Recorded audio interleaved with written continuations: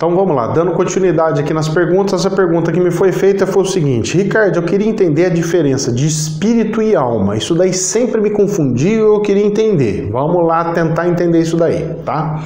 Espírito é como se fosse você de forma de um ar, tá? Tô falando de uma forma meio parabólica, né? De parábola. É como se fosse você em forma de um ar, de um espírito, certo? De um ar, de algo gasoso, que está dentro do seu corpo.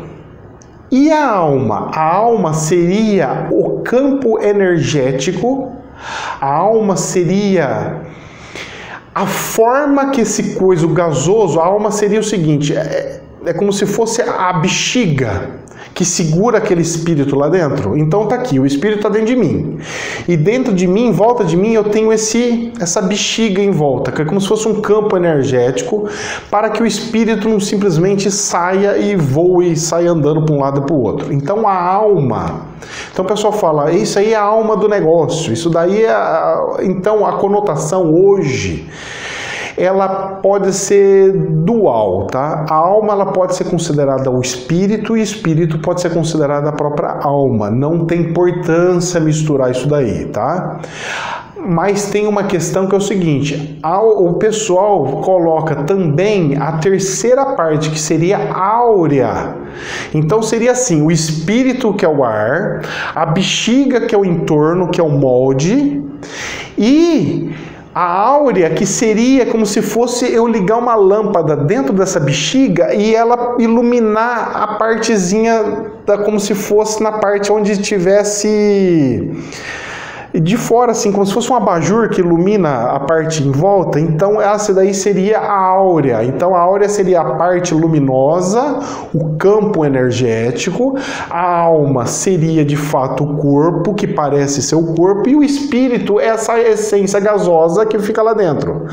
Então esse espírito ele pode se transformar em outras coisas? Sim, ele pode se transformar. Eu já vi espírito que parecia um ser e de repente veio seres trevosos e ele simplesmente se transformou num dragão. Isso no plano espiritual olhando, tá?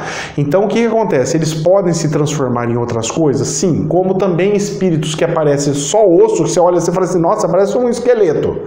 E aos poucos ele vai se arrumando e vai se acumulando. Então ele vai ficando do jeito que vai ficando.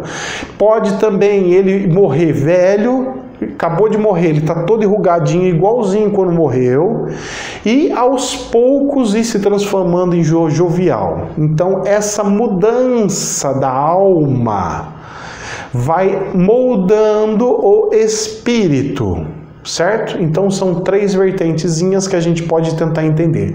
Mas alma e espírito, você acaba entendendo como a mesma coisa, que é mais fácil para você, tá? Senão a gente fica muito filosófico, vai começar a criar teoria em cima de teoria, e na verdade não muda nada. O importante é saber que pode ser a mesma coisa, que é como se fosse algo invisível, mas que existe. Essa é a melhor coisa que vocês fazem. Parar de ficar filosofando muito, querendo ficar vendo detalhezinho, porque quanto mais você ficar vendo detalhezinho, coisinha assim, miudeza que é besta, que não serve para nada, pra gente ficar, porque senão, se eu não souber, eu não vou ser o especialista, o doutor daquilo. Porque quanto mais você fica direcionando, mais cabrestado você fica. E nós temos que quebrar isso para você enxergar mais aberto, enxergar vários prismas. Então deixa as informações chegarem e penetrar. Então fica a dica aí, respondendo a pergunta. Se gostou, dá um joinha e compartilhe o vídeo.